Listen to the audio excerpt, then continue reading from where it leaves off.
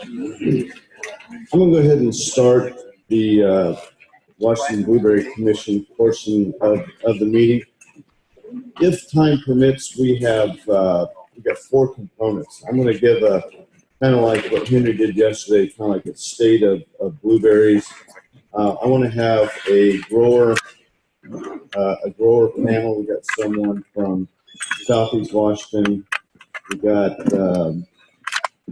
someone from Skagit. We got someone from the east side of the Guide Meridian, and someone from the west side of the Guide Meridian. We're just going to I'm going to give them a few softball questions and get them talk about the season, and we'll take some questions from the audience. And then, as time permits, we're going to. I got a couple other topics I want to go over. I want to. We just came back from a trip to India, and I want to talk a little bit about the India trip. I don't think one thing I'll tell you about the India trip is you can't believe how many Indians are in India.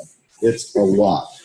1.3 billion Chinese, 1.1 billion Indians in a fifth of the space of time. Kind of interesting. We're out in the street, and a lot of those folks don't have a sense of personal space. I was taking a picture like this, and I look over my shoulder. There's a guy with his chin on my shoulder looking through what I'm taking a picture of. But it was a very, very interesting experience. We got a bunch of pictures to show you. And I know that Joe DeFrancisco gave a presentation on MRLs, but he didn't quite get some of the message across I wanted to. So I'm going to talk a little bit more about MRLs, assuming time permits. So I'm going to jump into this and see how fast. I mean, I've got something like 100 and some slides to get through on all 3 of those talks, so I'm going to jump into this.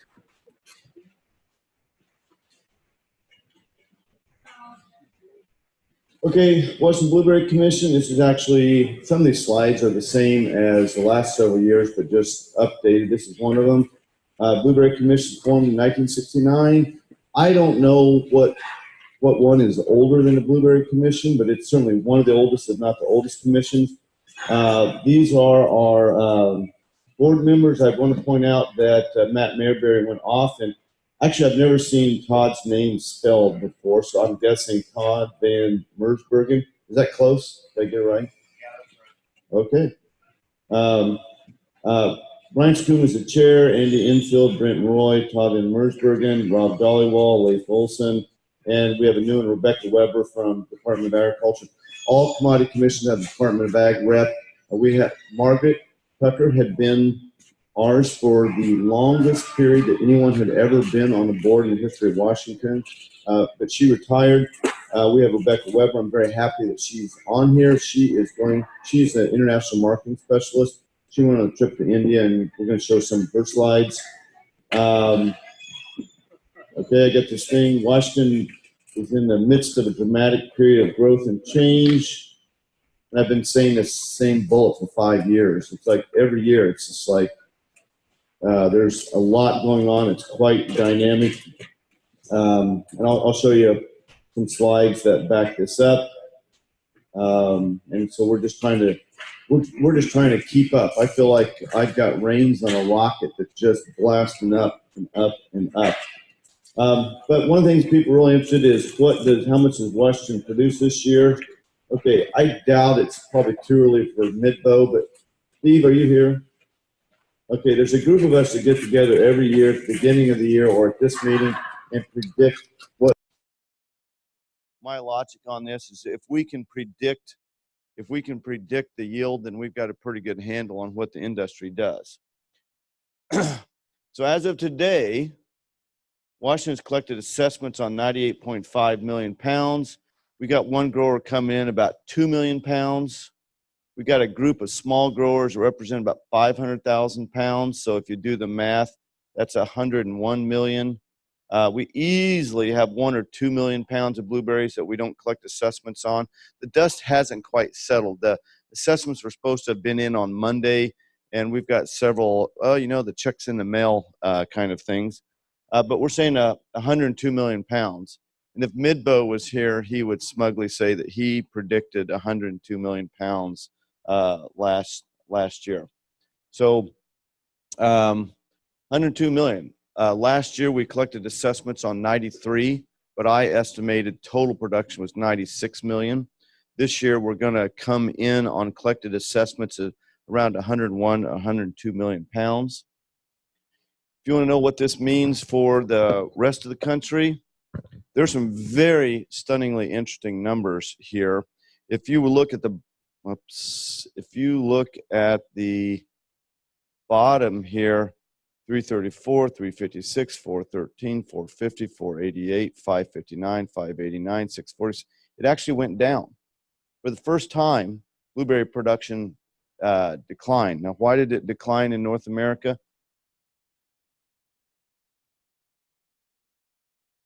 Michigan went from 115 to 97 to 72.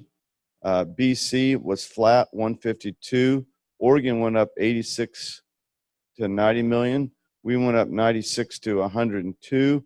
Georgia, 96 down to 85. New Jersey, 55 down to 45. North Carolina, flat. California went up 5. Florida went up a little bit. Mexico went up a little bit. Everybody else went up a little bit. I'll just point out that United States, this makes us the leading producer of blueberries. I don't know if that's going to continue, but I have some numbers later on that might shed some light on what this is going to look like in the future. If you look at processing versus fresh, now we don't have exact numbers. People do not report whether they have processed or fresh, but I go in, I look at who does what, and I have a sense of who's fresh, who's processed, although you get some outfit like Sakuma's where some is fresh and some is processed, and I don't always know how much is fresh or processed. So I want to emphasize this is an estimate, but I'll also tell you this is a better estimate than probably anybody else would have. We actually went down in fresh this year. We went up in processed, and more than 5 million pounds of berries went from fresh to processed or from IQF quality to dried juice, puree, or concentrate due to heat and dry weather. There was millions of pounds, and I think this is probably, well, I say 5 million, more than 5 million pounds, because there's at least 3 or 4 million pounds in Eastern Washington that should have been fresh, but just because of the heat and some quality issues, got shipped down to Oregon for processing. Where are things going? I'm going to tell you, Whatcom County is still the leading producer, but Benton County is right behind that. Between Benton County and Whatcom County, those two counties are almost 70% of the state's production, maybe 60, 65%. So about 2/3 are in Whatcom and Benton County. Last year, there's a survey that said 6,000 acres, and there are still trucks of plants going down the road being planted in Whatcom County.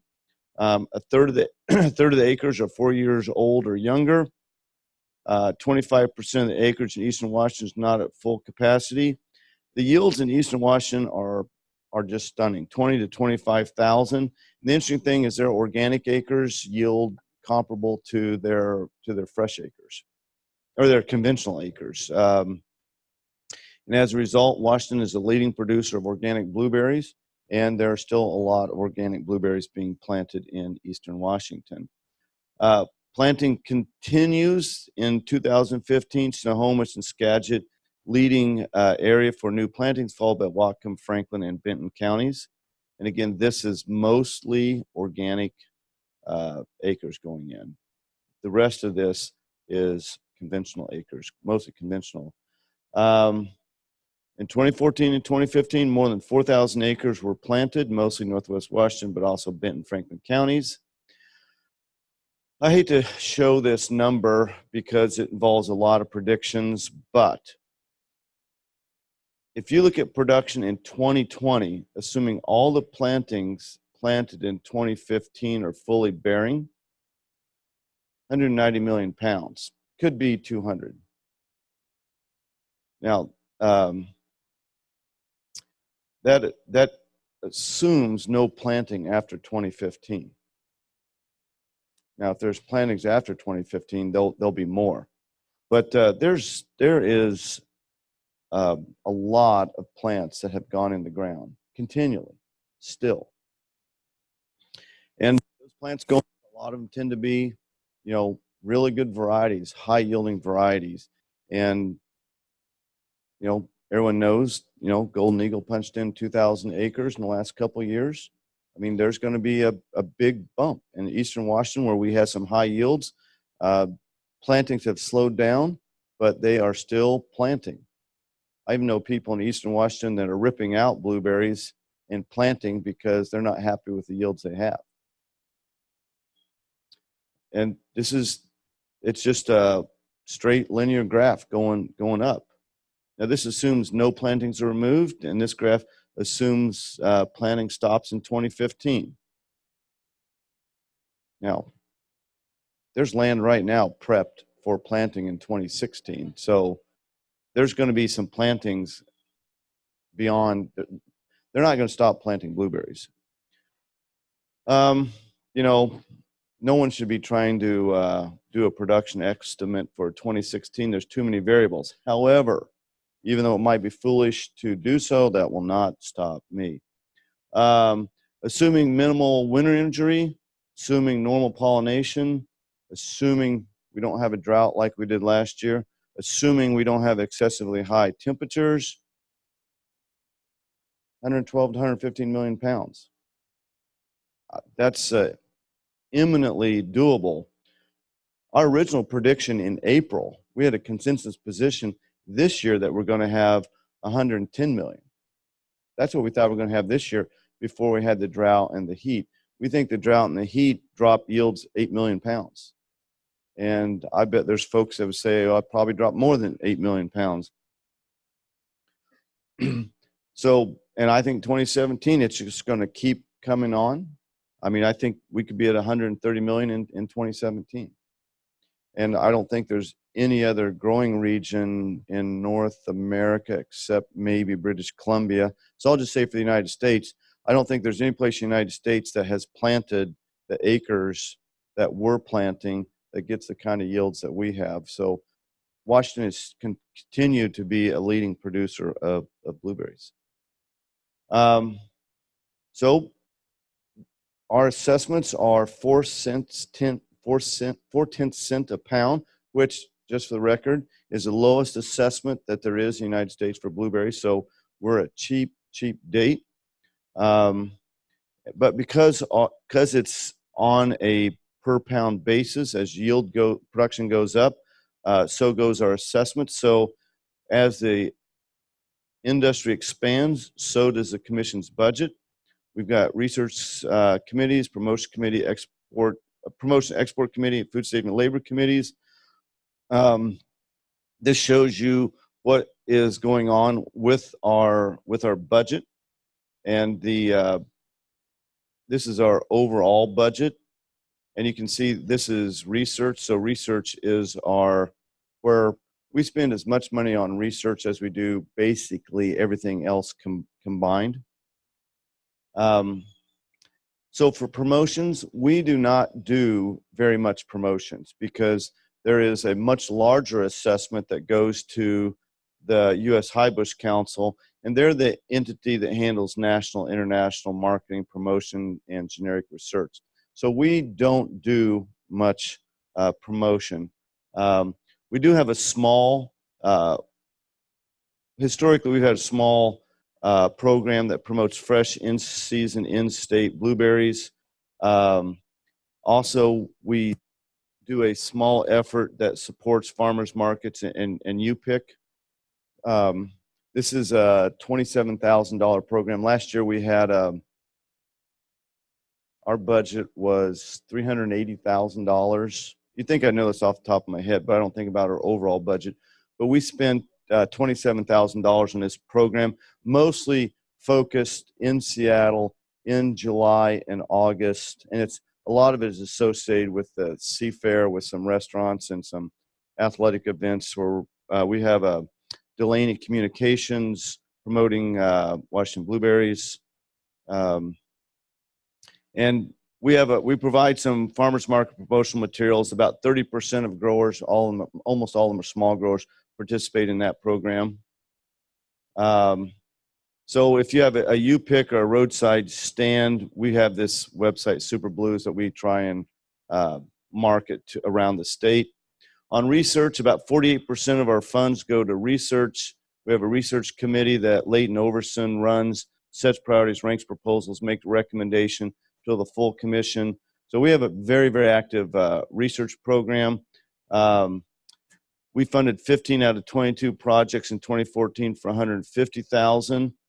That's up from 4 projects in 2007 when I first started. In 2007, we funded 17,000. 2015, we funded 15 out of 29 projects for 185,000. This just shows you the list of projects that we funded. How to meet MRLs when applying SWD. And by the way, these are ranked in, this is how the committee actually ranked them from highest to lowest. How to meet MRLs when applying SWD insecticides, developing organic controls for SWD and organic blueberries, cold hardiness with Gwen Holhausel. This is new products and resistance management for botrytis, botrytis and mummyberry and conventional blueberries. This is Tobin Peever's biology and control of blueberry mummyberry. This is Bernadine Strick. It has to do with calcium research. Lisa DeVetter about boron. This is one about controlling mummyberry and organic blueberries. Tim Miller, herbicide work. He always submits the smallest proposals and does some of the best works.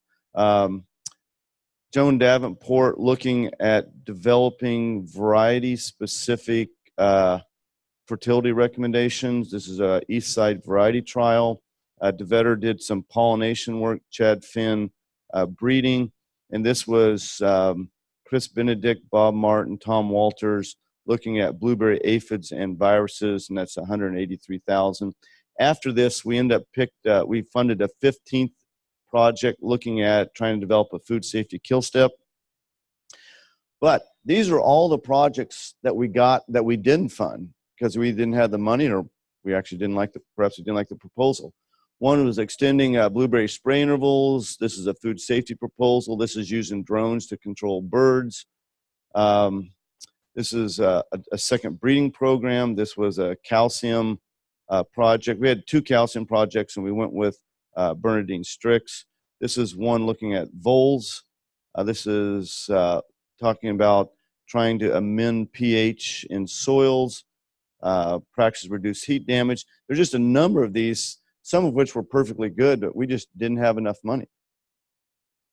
These are the 26 projects. These are ones that we have received. Our deadline was just Monday. So these are ones that just came in. We have not gone through the process of deciding these, but we have a blueberry fertility one. This isn't exactly about machine harvesting. I have actually not read this proposal, but it has to do with some horticultural aspects that are important for machine harvesting, improving pollination, boron, food safety one, organic SWD control, organic mummyberry control, decline curves for fungicides and MRL project, East Side variety trial, conventional mummyberry and botrytis, working on MRLs, breeding one. This is a variety specific. This is developing recommendations for fertilizer for specific varieties, herbicide work, a variety trial planning grant. This is aphid and viruses. This is, I can't even explain what this one is. This is a biological RNA. The gentleman, Manny, gave a talk yesterday, and I haven't read this proposal yet. This is looking at root weevil control, cold hardiness, and mummyberry biology and resistance. And can't quite see it on here, but this is about $280,000 total. And I don't know what our research budget's going to be. I don't know what our budget's going to be, but it might be $200,000. So we'll fund probably 200 out of 280,000, maybe. Another big area is exporting blueberries. Washington, U.S., Canada, North America got an oversupply of blueberries. We have a lot. We're going to have to, part of dealing with this has to be exports, mainly to the Pacific Rim for us. We are very well positioned. The whole West Coast is positioned for export. Well, us in Vancouver are the closest ports to Korea and Japan, for example, and China. Oregon has fresh access to South Korea. I don't know how big of a deal that is to them, but because they have it, we want it, and so we want South Korea. I have this joke I could play. Anything Oregon has, Washington has better. But they've got this, and they put an application in 10 years and worked on it off and on for 10 years, so they deserve it. But we want it. And so BC, Oregon, California have had an aggressive export market development program. Their markets, they were bigger industries before we were, and they all have bigger assessments and more money, and they put a lot of effort into export market development. And so Washington is playing catch up. It's an area that I feel we need to increase our efforts, and we have been. But this is one, and opening up export markets, China, South Korea, places like that, that takes years and years and years of work. It took Oregon 10 years to get into South Korea. So we need to develop export markets. We've teamed up with California to try and get into South Korea, China, and Australia early. This has now actually become a national initiative. The U.S. High-Bush Council is working on this. And South Korea has recognized that California and Washington should be allowed into South Korea before the rest of the country, because Oregon is in, and we do not have pests that they don't. A lot of this has to do with they're worried about pests coming in on blueberries. And so we don't know when we're going to get in, but we know we're going to get in before the rest of the country. And interestingly enough, Australia tentatively has agreed on the same principle as well. I hope we ship in 3 years or so, which is the same thing I said last year. So my mic's cutting out.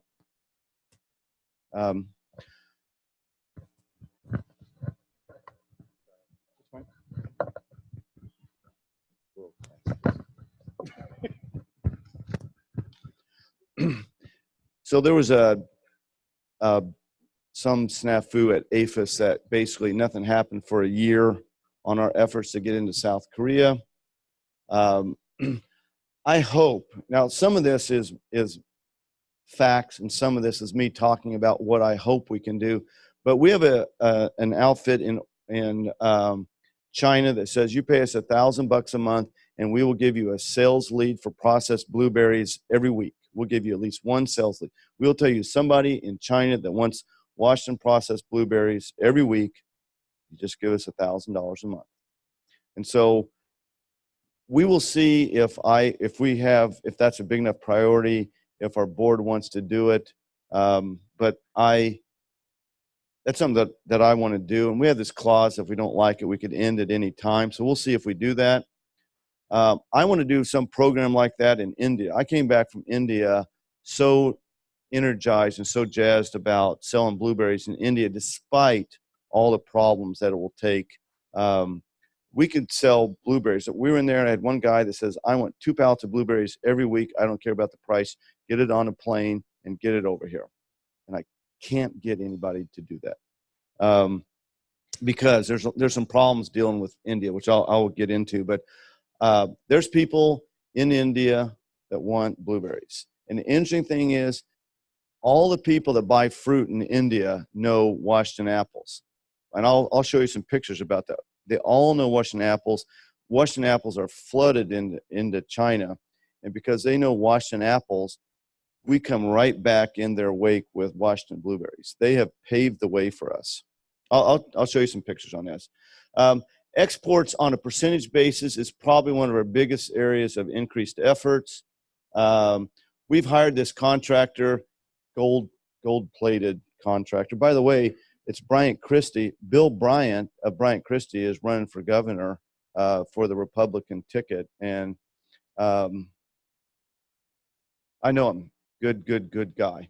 I'd love to have someone as a governor that is basically out of agriculture or associated with agriculture. He's Republican and he knows trade. I mean, that's what he does for a living. So Bill Bryant. Trade mission, we did a trade mission to China. Brent and Roy, Steve Moat was on that one. Rebecca Weber, myself, and the guy from BCI just went to India. We have a trade mission to South Korea. We're looking for volunteers, but a little bit of a high standard. You have to know blueberries. You have to know a little bit about marketing. You have to show well and be able to clean up. And you got to be able to operate in a foreign country. And I'm going to see if I can get some grant dollars to do work in Southeast Asia, particularly Philippines and Vietnam, possibly a joint venture with California. Food safety and labor, an area that I feel like we need to be doing something in. I really am kind of struggling exactly what we should be doing. We had some workshops 2014 and 2015, and I don't know if it's some failing on my part, but we ended up canceling 2 of them because nobody RSVP'd to come to them. We had them in Prosser, Whatcom County, Skagit, and Southwest Washington. We canceled the Southwest Washington and Prosser because there wasn't enough interest in them. I thought we were going to do it this year, and talking to when Henry yesterday, he sounded like he was equivocating on whether we're going to do that. So if we think that it's the right thing to do, we'll do it. If there's another way of doing it, we'll do it a different way. I would just tell you that Henry and I feel like we need to be doing something about food safety and labor. We're struggling a little bit with what the right thing to do is. If somebody will come to us and give us a clear picture, we would love to have some feedback on this.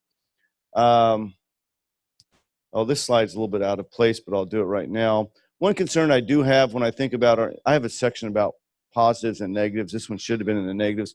One concern that I do have is we do not have the capacity to fresh pack or process the crop we produced in 2015. Our industry is growing faster than our ability to handle it. About 40% of our crop is packed outside of our state. British Columbia and Oregon are the biggest destinations, but there's over 2 million of it that goes to Idaho to be processed. Idaho. And over 2 million goes to California. So our industry is leaving a lot of income on the table by shipping it out of state. Now, there are some reasons why people are doing this, but I'm telling you that I wish that some of this was being done in our state. Okay, I want to go over some positive developments and point out some areas where there's some issues.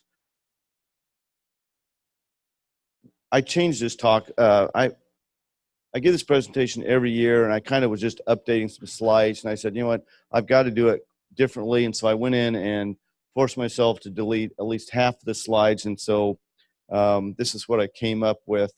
Here's some concerns that I have for our industry. Another one is, how do I manage? You don't manage an industry, but how does the commission respond to an industry that's rapidly going to 200 million pounds of fruit? It's hard to imagine, but in less than 10 years, we'll be doubled in size. So Chris Benedict, Henry Beerlink, where are you going to put everybody when we have this conference, when it's twice as big, when the industry is twice as big as it is? What's next door? What do we expand to next door?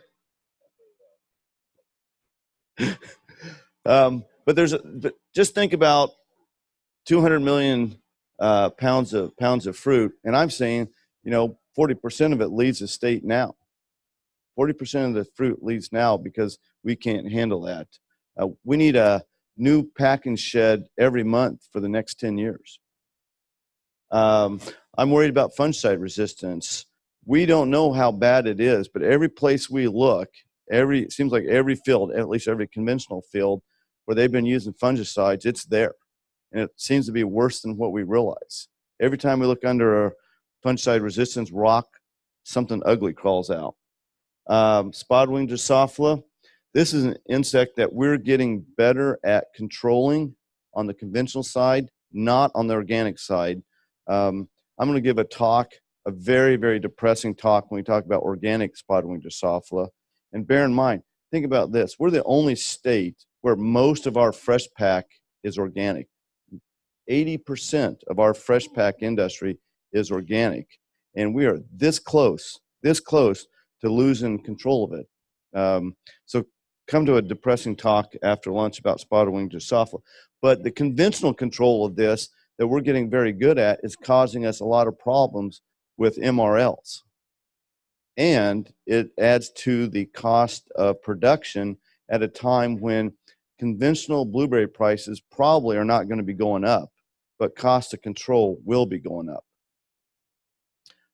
We need a stronger entomology program. We are not adequately addressing all of our entomological needs. I'm worried about food safety. I'm worried that one of these days someone is going to get sick, whether they think it was caused, whether it's blueberries or not. I'm afraid it's going to say something about blueberries. When Townsend had their unfortunate incident 3 years ago, and that was caused by pomegranates produced in Egypt, packed in Turkey, shipped over here, and put in an antioxidant blends. But when all the press came out, the pictures were of blueberries. And that hurt our blueberry industry. So it doesn't even have to be blueberries to hurt us. But we don't have a kill step. We don't have a way, if something is contaminated, to do something about it. Most fresh produce and processed produce has a kill step. Blueberries don't, and raspberries don't. So this is an area that we're kind of vulnerable on. We're doing some work on it, but this worries me. I'm worried about labor. We don't have enough. We could have more fresh packed blueberries, but we do not have enough workers to pick. I think that for industry to be truly healthy, you need to have a balance between fresh and processed. You need to have the options to go fresh or processed if you want to. But Whatcom County, you're really hard pressed to have a fresh pack because you do not have access to an adequate labor force.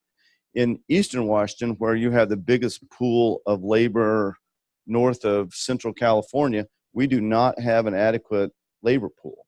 The only thing that has saved them, I believe, is they're robbing people out of cherries. You don't have to have a ladder to pick blueberries. But we have I think we have an increasing blueberry pool, and we have a shrinking labor pool. And labor is a problem. I wish that we're making more progress on mechanized harvesting. I don't know if we're even making progress on mechanized harvesting. Yeah, the list goes on for a while. This is a little bit more political. The other is more technical. It's a little bit more political. So we're the leading producer of blueberries in the state of Washington, but it's kind of hard to understand. But when you go to the national meetings or international meetings, you hardly see anybody from Washington there. We're not operating like the size industry we are. The other interesting thing is Georgia is the other big producer. You never see anyone from Georgia at these meetings. They're even less engaged than we are. But we have not matured into the industry. We as an industry has not matured. We haven't kept up with we're playing catch up with where we should be when it goes to like the Small Fruit Conference, North American Blueberry Council, U.S. High Bush Council, and some of the international organizations.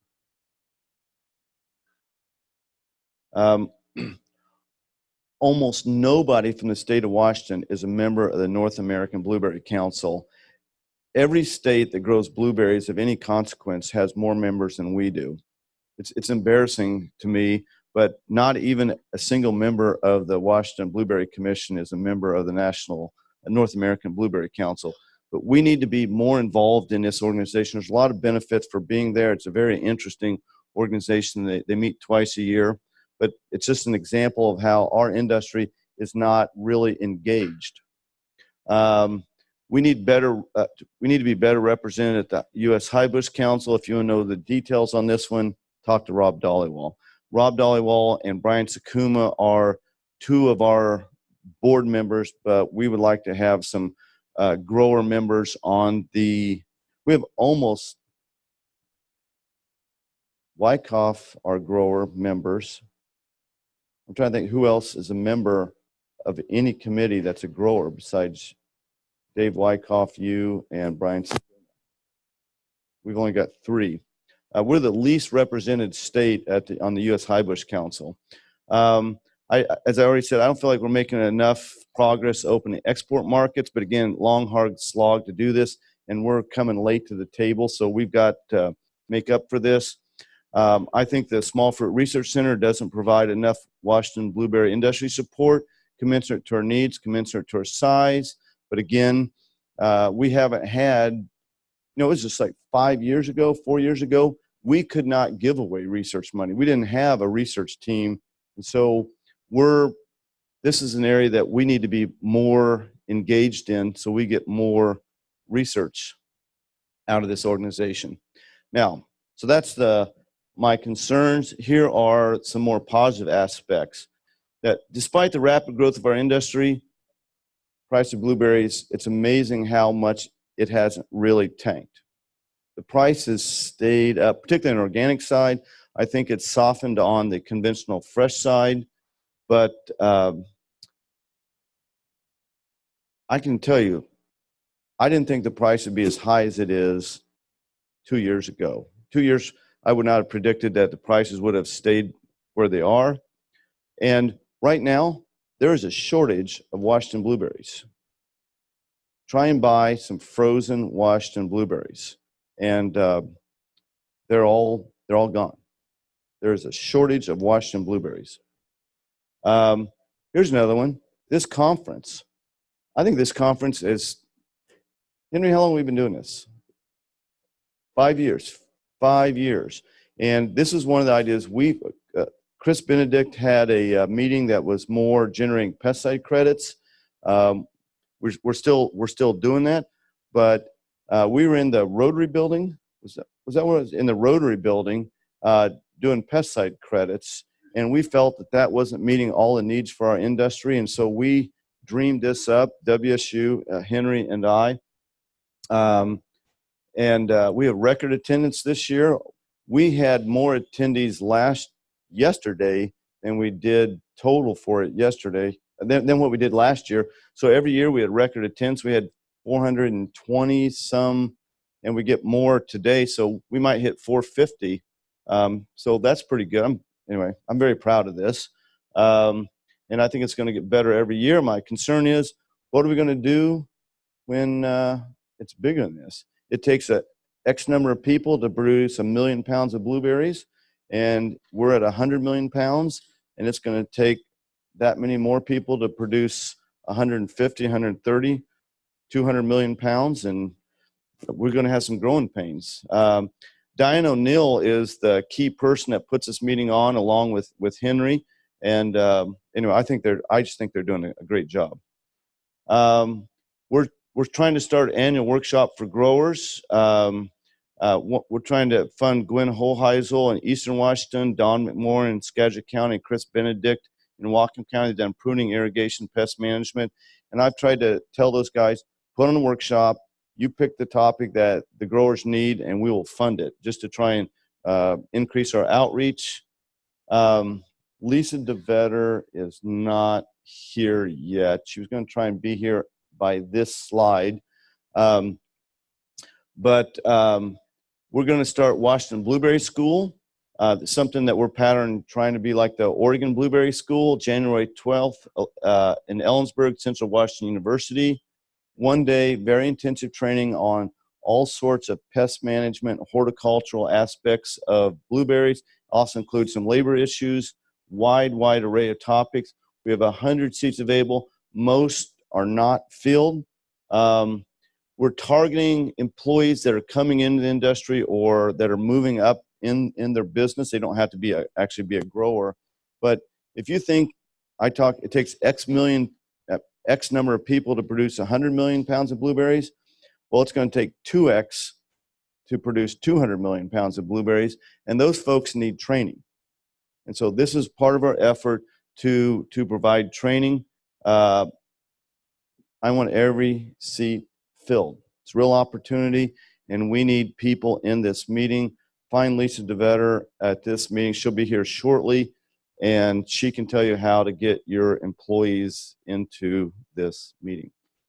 Another thing is, no two commissions work closer together than Blueberry and Raspberries. I'm very fortunate to have Henry to work with. We work closely and well together. So for me, this is a positive for us. There's so much going on in Blueberries in Whatcom County. I'm on the east side. I can't be there. And Henry commonly takes care of some of my business here. There was a meeting, the Ag Summit, that was yesterday. And so one of my people were there representing Henry and I. So you'll get a report on what happened there when I get that.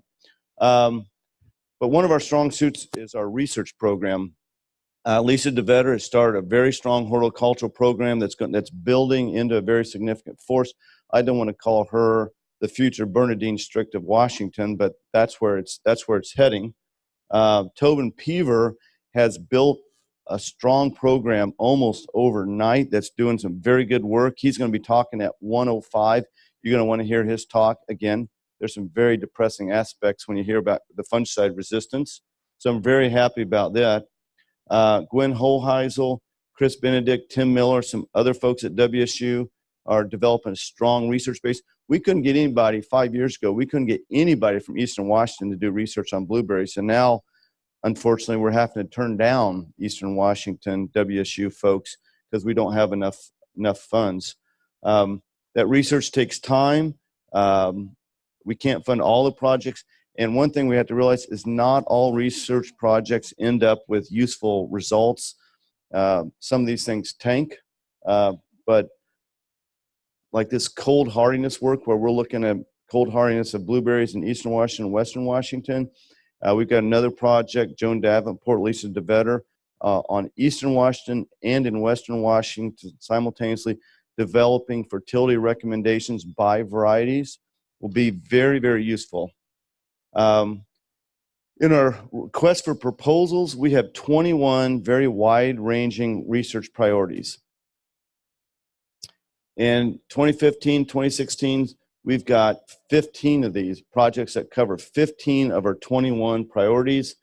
We don't have enough researchers to tackle everything. Another thing I want to mention, while I was grumbling about the Small Fruit Research Center, I do want to say is we do have Virginia Stockwell just got hired as a plant pathologist, and she's been told that her number one priority is botrytis, and the number one area where botrytis research needs to be done is Northwest Washington. So that's another research bright spot. Another thing is, in general, we're very well situated. We had the latest plantings in the country. And as a result, we got the best varieties, the highest yielding varieties, best technology, and the best post-harvest handling facilities in the country, in North America. We have, if not the highest yields, some of the highest yields in the world. You know, in Georgia, think about this. The average yield in Georgia is 5,000 pounds an acre. That's their average. We have the most organic production, you know, in Eastern Washington, other than SWDs, they have hardly any pest problems. They have no diseases. And when you have this and you have this, it's a sign that we've got very, very good growers. I don't want to be disparaging, but if you go to Michigan and you go to New Jersey and see some of the things they do, it just strains belief. Just have some, I mean, our yields double, triple, quadruple some of those locations. And if we ever start mechanically harvesting here, or when we do, I actually feel sorry for some of the other growing regions. Also, even though I've complained about exports, we have an excellent export position. We have very aggressive exporters. If you go to Japan, we are very, very strong in Japan. And in Korea, they are screaming for frozen blueberry products. You go to Korea, it's Firestone. Firestone has huge presence in South Korea. The only reason that we don't own the Korean processed market is that Chile has no tariff. We still have a tariff, but it's going down 5% a year. So in 3 years, we will displace Chile in the South Korean frozen market because our quality so far outstrips them. So we've got the capacity to export. We've got good exporters, you know, Raider, Infield, Mayberry, Sakumas, Firestone, Columbia, Townsend. All those guys are world-class exporters. It's just we've got to get the markets open to let them go in. And when it goes on the fresh side, we've got Nature Ripe, we've got Driscoll, we've got Rainier. Again, world-class exporters. The only thing holding them back is the markets aren't open. Once they're open, we're flooding in. The other interesting thing that nobody really thinks about is we have the widest temporal range of harvest. We start in early June. This year we started harvesting in June 7th, and we were still picking in October 15th. No other growing region has that range of picking. So, however, I just want to say, watch out for Peru. They did this to us in asparagus. Peru can produce blueberries 12 months out of the year if they wanted to. But anyway, this is something that's a good advantage for us. We got some deep pockets funding some of our operation. Everybody wants to be growing in Washington. Everybody wants Washington blueberries. I talked about an oversupply. The one place there's not an oversupply is in Washington. We're sold out. Real quick, blueberry assessments, $8 a ton. And we're not planning to change our assessments. Our funds are going to increase as production increases. I'm guessing, we'll see what the board says. In January, we set our budget. The majority of our funds will probably continue to go heavily into research and export market development. We're trying to increase transferring information to growers. We need more feedback. We had a slot open on the board, and we couldn't find somebody. Nobody volunteered to do it. I had to go out and arm twist and track down someone to serve on our board. We would take people to serve on the committees. You can talk to the board members. We would like feedback. Another thing is we have a really good board that gives me a lot of free reign, but I'm still on a leash. And I just want to say, we think very, very carefully and very hard about using your dollars. Next thing we're going to do is we're going to have a grower panel. And I'm going to ask them some questions. Here we say for the growers. Before we do that, got any questions? Any questions? Daryl, why does it always have to be you? I start the ball rolling. All right. One question from Daryl. Actually, what I would like to see, and maybe this is off the cuff, but both on raspberries and blueberries, back in 1955, there was a fellow that put out a book that showed the nutrition of the on the leaves. You could be able to tell whether you're magnesium shortage, nitrogen shortage. I would love to see that book. Holy smokes! What do you want me to do? Pardon? What do you want me to do? Either some of the researchers or whatever else to go in and being able to create this. Okay, we've got a research project going with Joan Davenport and Lisa DeVetter to create variety-specific recommendations for fertilizer recommendations specific to the varieties. All right, Randy. Yeah, Ellen, do you have a slide that shows a total budget breakdown categorically for the commission? Not in this talk. I had that graph on there. It's 386,000, and it's the one that we. The short answer is yes, but it's on my laptop. Do you have a specific question? No, I'm just curious to see the total breakdown categorically on your screen. Well, I can tell. You referred to the research portion, but nothing else. It's about 20% on promotion and export. It's about 50% on research. It's about 20% for administration and about 10% for everything else. Another thing about the board is we spend in 1 year what we take in the year before. So if we have $100 million, £100 million year, we're going to have a $400,000 budget. But we take 10% of our budget and set it aside for a reserve fund. So every year we take 10% and put in a rainy day fund. So we spend 90% of what the assessments are for the year before. So I'm going to say it's about 20% administration, 20% marketing export, 50% research, and 20% for everything else, roughly. Okay, one more question. Alan? Yes. Yeah, I have an observation I'd like to make. On your workshop that's upcoming in January 12th over there in Ellensburg, Yes. I don't know if that's going to be bilingual, but if it's not, it certainly should be. I just came from a 3-day WSU tree fruit school. If you're talking about the future people that are going to be running these blueberry plantings, it's going to be almost entirely Hispanic on the west side or east side, excuse me. And so if you want to get more attendance, that would be a good means of doing it. So Gary Middleton, an East Side grower that came over here. I hope to be a future board member, but he turned me down when I asked him. Chris Benedict, what do you have to say about that? We will have translation. All right. So Can you one more question. can you provide some more details to visit to India? Okay. I'm really short on time. We got to get through the grower panel, and I'm going to do a slideshow if we got some time to talk about the trip to India. All right. So, Tom.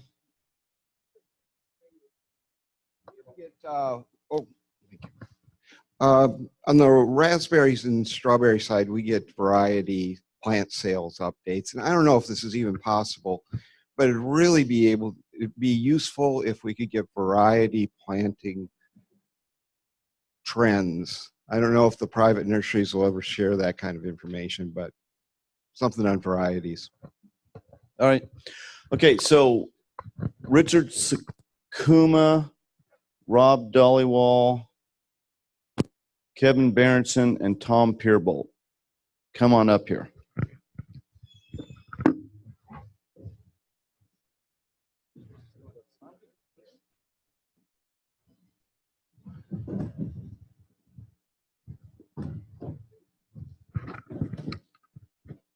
I would like to make a correction for Alan in regards to his Washington membership of the NABC. There are 3 Washington commissioned members that are members of the NABC. Sakumas, Enfields, and myself.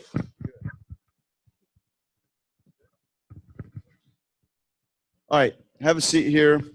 So, none of these guys wanted to come up and do this, but I forced them. But I told them it would be softball questions only for me. So here's the first question.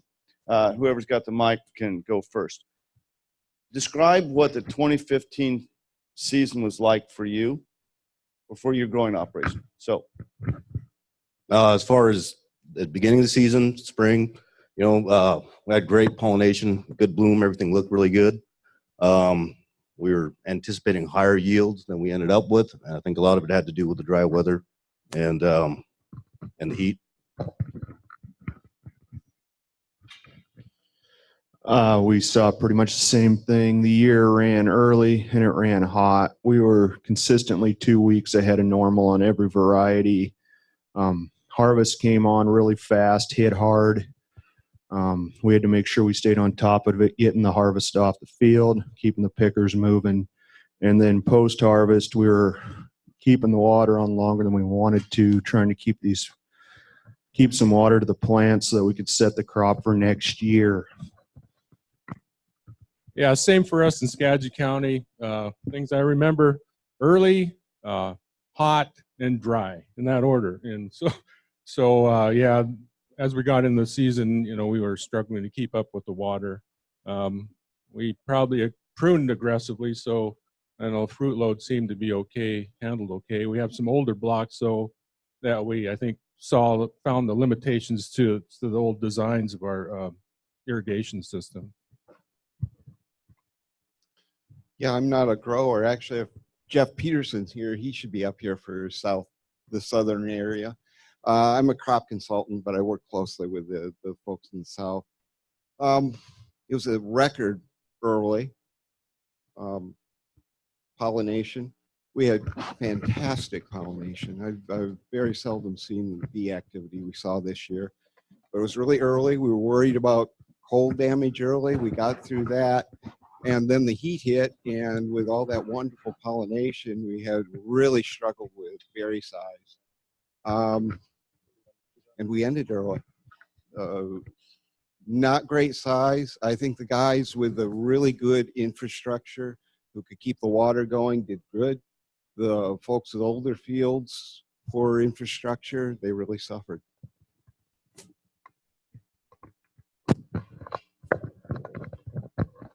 Okay, so just keep the mic, and here's the question. It's kind of a, I don't know if it's a two-part question. One is, when I was doing some research work in Skagit, I saw canopies where there was more fruit on the plants than I thought the canopy could hold. And in an ideal world, they probably should have come and maybe stripped some of those berries off. We just didn't have the growing conditions that was conducive for the crop that was set last year. So the two-part question is, do you think the hot weather, lack of rainfall hurt the plants for next year? And what's your outlook for 2016? So same question, just all four of you guys. I think the first question is, did the hot weather hurt the crop for this year? Is that right? For 2016. Again, it was kind of the guys who have the infrastructure. If the plants got through healthy, and a lot of the plants did, a fairly early rainy season come in the fall.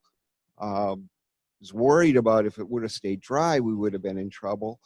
But I think most of the fields, certainly the well-producing fields and good growers, are in very good shape. And they've been keeping up with their pruning, though, too. The folks who are not keeping up with pruning and do not have the water capacity, yeah, they're going to be hurt, and their plants are hurting. Yeah, we're all over the board with ages of plantings and varieties. So, we see all of it. There's some that struggled. But for the most part, the heat, to me, in the earliness of the season, we got some good regrowth. So overall, I'd say we're set up pretty well, knock on wood. I would agree with Richard as well. I think some of the earlier varieties, ones that came off early, as long as you kept the water to them, we got more growth than we normally would on any regular season. Getting the crop off there and that load off there early. That being said, yeah, things at this point look pretty good for next year. So. Yeah, we had a field that's non-irrigated, and we definitely are going to suffer some next year. It's going to carry over. Fields that were under good irrigation, they look like they're set up pretty good for next year. We got good growth, as was stated by the other members of this panel. Okay, hold that microphone. So I'm going to ask you one more question, and we'll ask the audience if they have any questions for you. So again, two-part question. Do you have what you need to control diseases, or how concerned are you about fungicide resistance? And how do you feel your ability is to control SWD? I have concern on both parts. With fungicides, we've been pretty fortunate the last few years now where we haven't had huge pressure, but I look at mummyberry and we're running one class of fungicides for the most part early on, and our fungicides were down to 3 effective fungicides, and I question how good Roverall is, much less if we can get product next year. As far as SWD, we've had good control with that over the last years. Staying on a weekly spray program, we've kept it under control. There again, I worry about products that are available to us. With MRL issues and other trade barriers, we're pretty limited in what we can use, and we keep rotating through the same 2 or 3 products.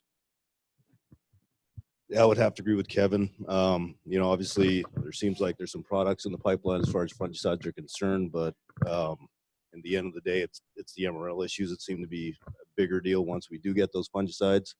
As far as SWD is concerned, seems to be more of an expense. I mean, it is a hassle, but you know, if you're on a good program, it doesn't seem to be that big of an issue. Richard, I don't mean to, well, I do mean to, but I'm going to pick on. Can you answer in terms of organic? You're the one organic grower up there. So what's your disease controls? I mean, I know the answer, but for disease, mummyberry, botrytis, and for SWD organically, how are you feeling? Scared. And, well, listening to you scares me the most. Yeah. You know? Well, I know what's happening. So you'll feel worse no, it's if you a listen challenge. to Tobin Peever. It's a challenge, you know. I mean, I guess our philosophy last year was to go hit it, you know, whether we felt it was doing anything or not in some of those chemistries, you know. So all we did was stay on a schedule, try to use the products available, and get up and be disciplined in applying. At the end of the year, I think we feel we did a good job, but then you look at the weather that, you know, probably was the factor most, the heat, suppressing the botrytis and development of the SWD there, you know. So I don't want to go into this season thinking that everything was good, which we had a pretty good crop year last year. But, you know, weather patterns change. If it turns wet, I mean, look out, I think. So I think your statements are well placed. I kind of hate to do it, but I think I agree with Alan. We've been really lucky with the weather, and I can see, if you want to look at the dark linings, if we had a wet harvest season and had to really rely on our fungicides and deal with MRL issues at the same time, there are situations there that could lead to harvest loss quickly related to one weather event or two weather events. So I think it's real forward to stay on top of this stuff. Real quick, just I want you to make a prediction on for the worlds that you're in.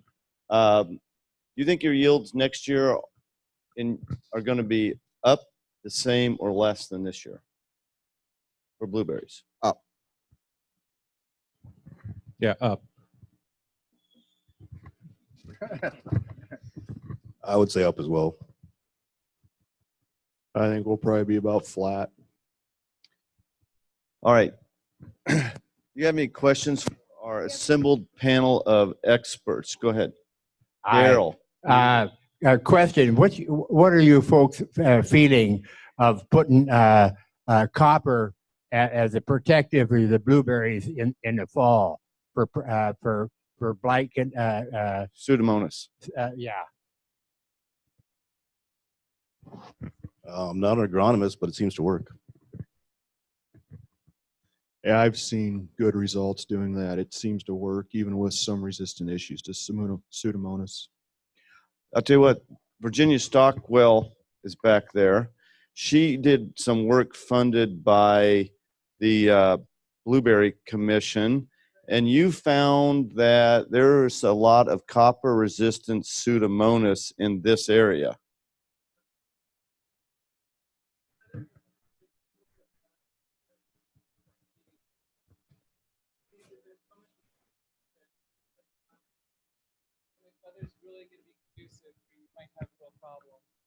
So this is an introduction of Virginia Stockwell, the new small fruit pathologist who is going to be spending an obscene amount of time up here in Northwest Washington.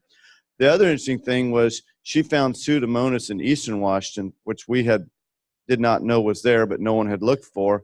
And what's something that strains credulity, I can't say this, Mike, say that word, credulity, I can't even say it, I can't even repeat it, is she found copper-resistant Pseudomonas in Eastern Washington where we don't treat for it.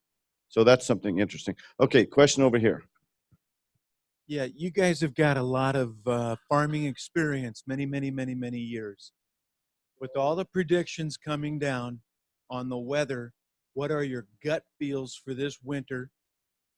And what are you guys doing to plan for it.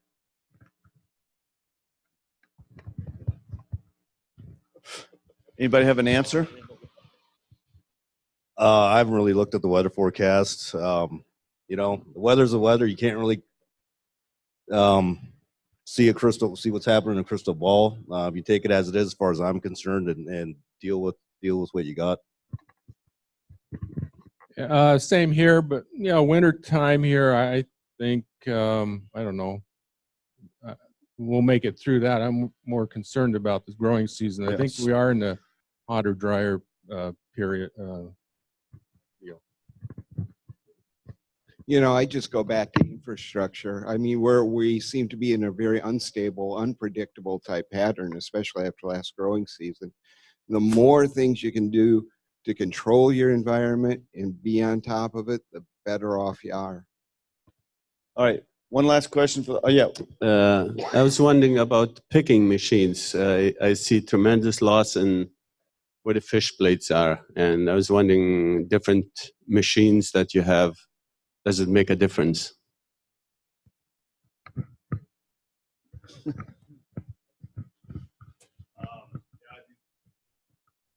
Yeah. Just hold it close to your mouth.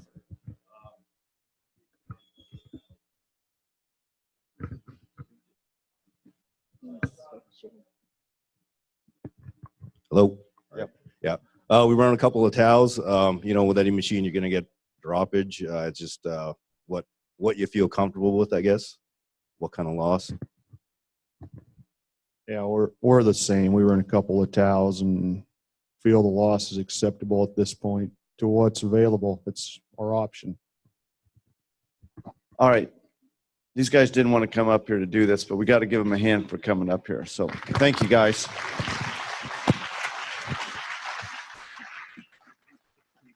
I know. It's gonna be, I don't think it's all, but, okay.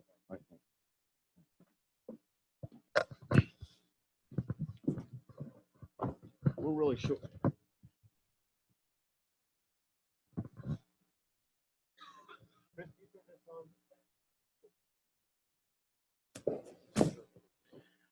Okay, we don't have time to get through everything, so I'm gonna push through this. Myself, Rebecca Weber, the International Marketing Specialist from the Department of Agriculture, and Eric Rosenberg, who is the International Trade Specialist, went to India.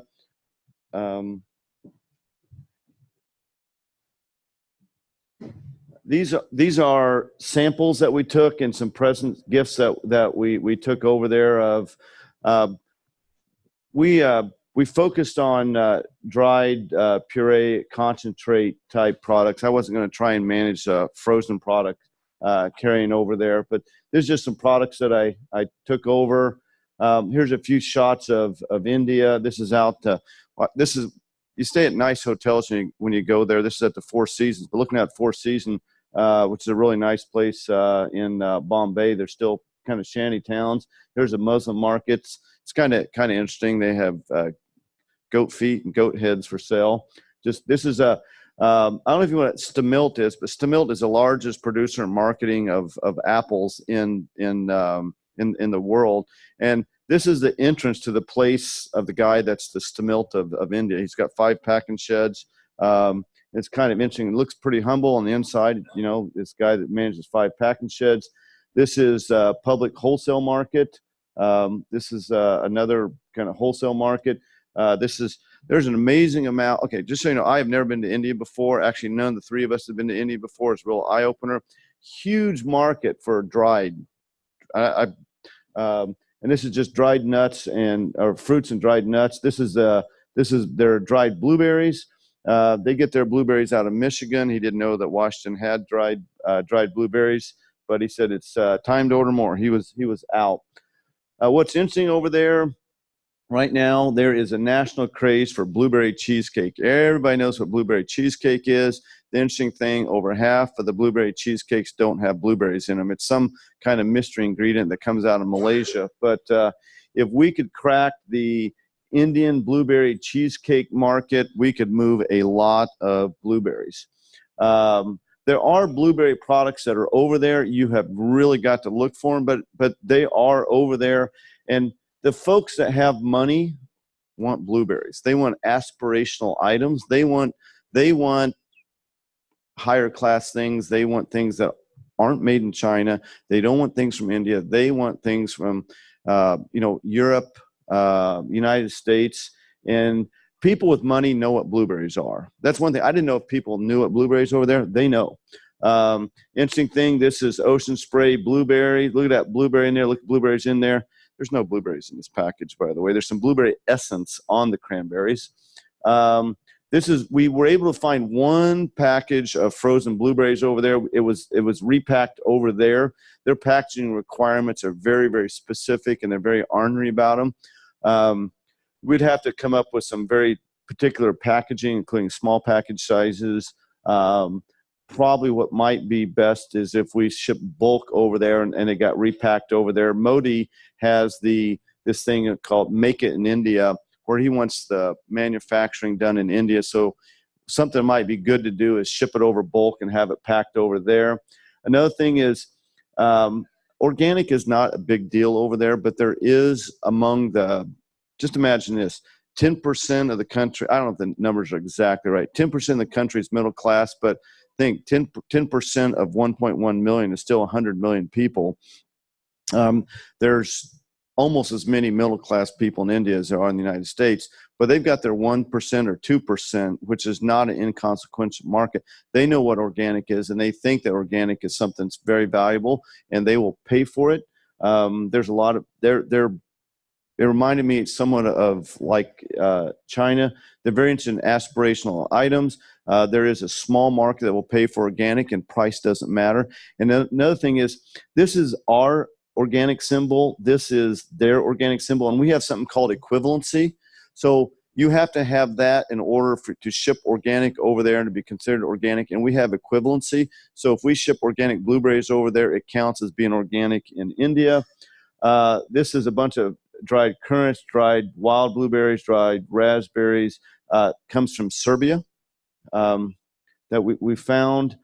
This is kind of like the pink berry. It's a chain of ice cream. I don't have pictures of this, but they have what they call the Berry Festival. They do it for 2 months, and they have blueberry, strawberry, raspberry ice cream. And he said he can't get enough blueberries.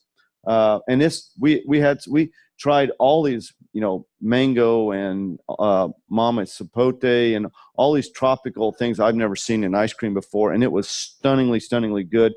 Very, very popular. They're just expanding rapidly. Driscoll is there, Netherlands, but Driscoll is in there. Zimbabwe, they're getting blueberries, fresh blueberries from Zimbabwe. I did not even knew they grew blueberries in Zimbabwe, and they look like shit.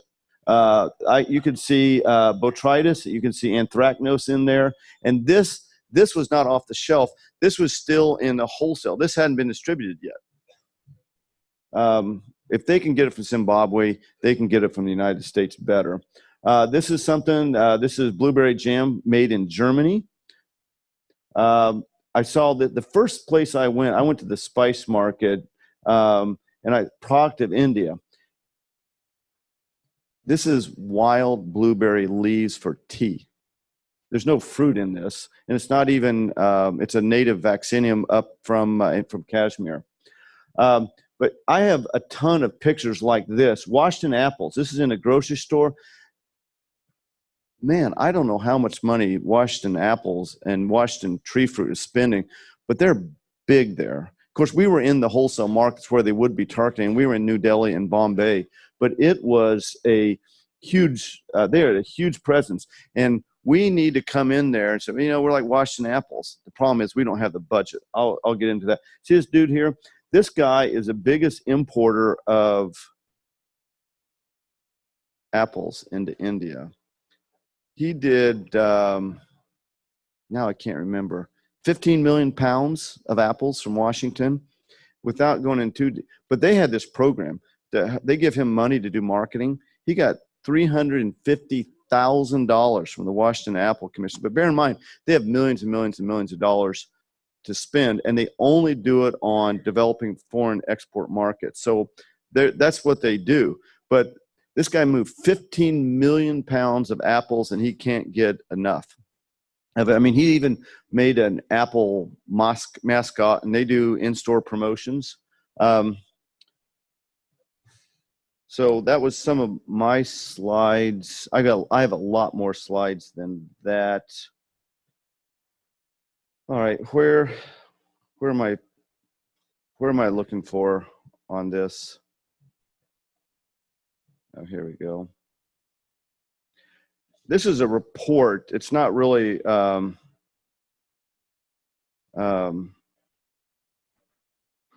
I don't know how to go to full screen on this. Is this full screen right here, Chris? Can you see this? Yeah, here we go. So this is, we went to meeting after meeting. I got it. Meeting after meeting. And is it right here? Okay. We went to, most of what we did was we went into meetings. The whole time I was there, I never left downtown Bombay or downtown New Delhi except to go to the airport. And it was just meeting after meeting after meeting with government officials. But this is, I think I liked it better like this. This is us going to, just everyone in here is a different meeting that we went to. This was, they are here, they're actually packing nuts. We went there right before the Festival of Lights. Is it Diwali? Is that what it's called? Diwali? They're just pumping out nuts and dried fruits, just millions and millions and millions of pounds in that country to give people. If we could crack the Diwali dried fruit gifting, they call it, we could sell all the blueberries that we need to. But of course, they need about 20 million pounds of dried blueberries.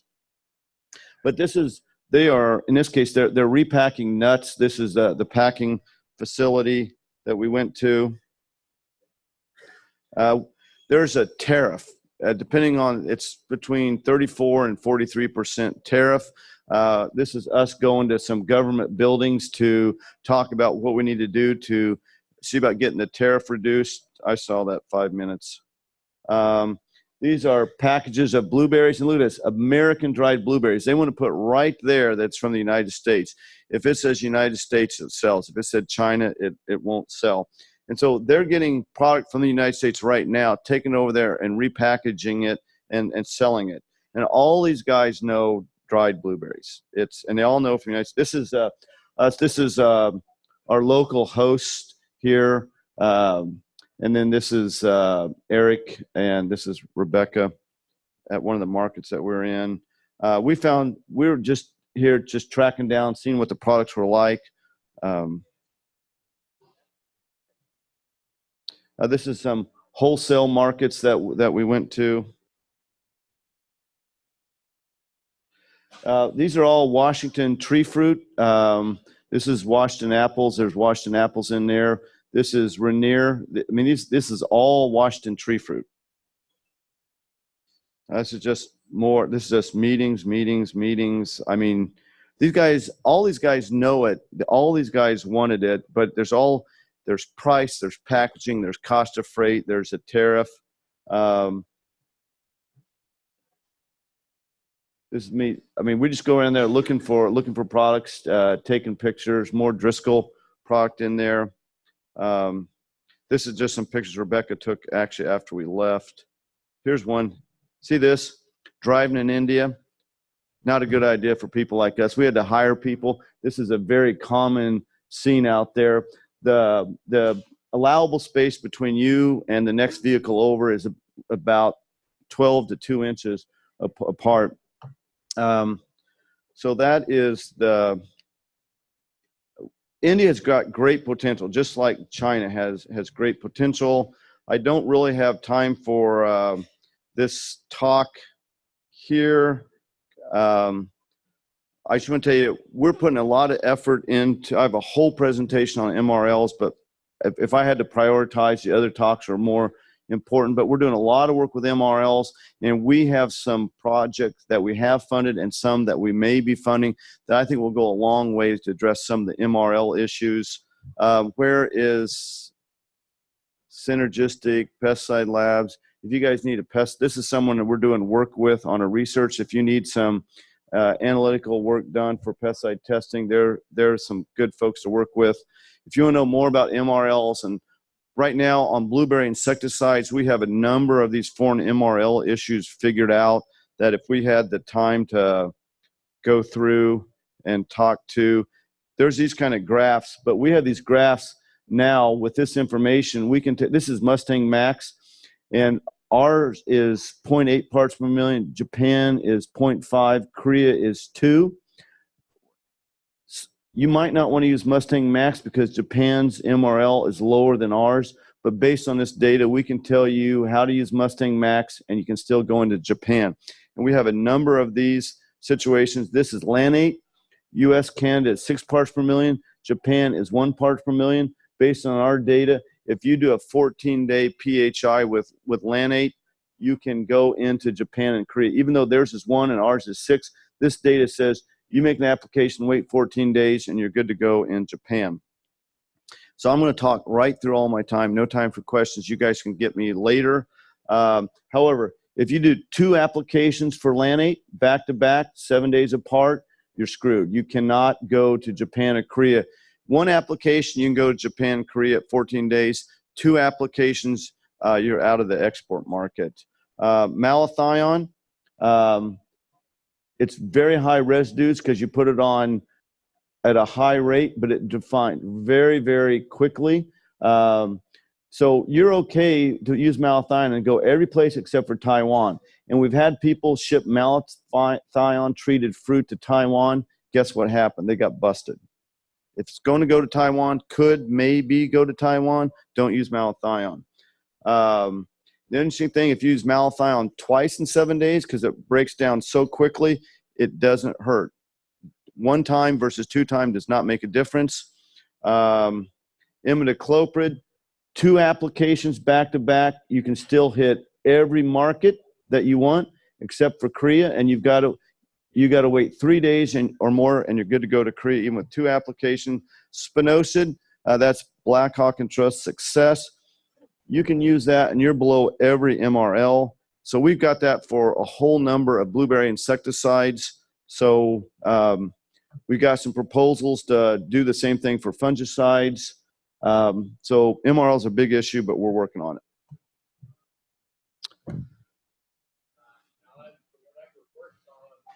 Royal City, headed by Terry Dorsing. I'm sure you know him, but anyway, he does do dried blueberries. Yeah, so does Wyckoff, so does some other folks. And one of the things is these guys are screaming for blueberries. I put them together with Terry Dorsing, and we couldn't agree on price. And so one of my deals I put together while I was there, I was so jazzed. It was going to be 500,000 pounds of dried blueberries, which equals 1.5 million pounds of fresh blueberries, or 2 million pounds. And I thought I was going to come home, be the rainmaker. It's going to be a great success. 500,000 pounds. I was going to show my board that it was a great investment, go to India, but they couldn't agree on price. So the deal fell apart. So I'm already working with those guys. We're over in India, and I was in India. I was emailing back, Driscoll, here's a sales lead for you. Wyckoff, here's a sales lead for you. So going on these trade missions, things happen. Now, what happens is I come back from these. I went to South Korea. I went to China, all full of I'm going to save the world. And half the time, 3/4 of the time, the deals fall through. But it's worth going on these trade missions. We can't not do it. All right, I'm going to go. I'm out of time. We got to move on. I'm around the rest of the day. So if you've got any questions,